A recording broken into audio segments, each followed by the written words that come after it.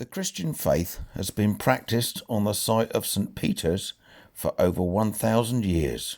The tower was built in 1380. The nave roof is a 14th century double collar braced rafter roof, showing the marks of very early style of construction.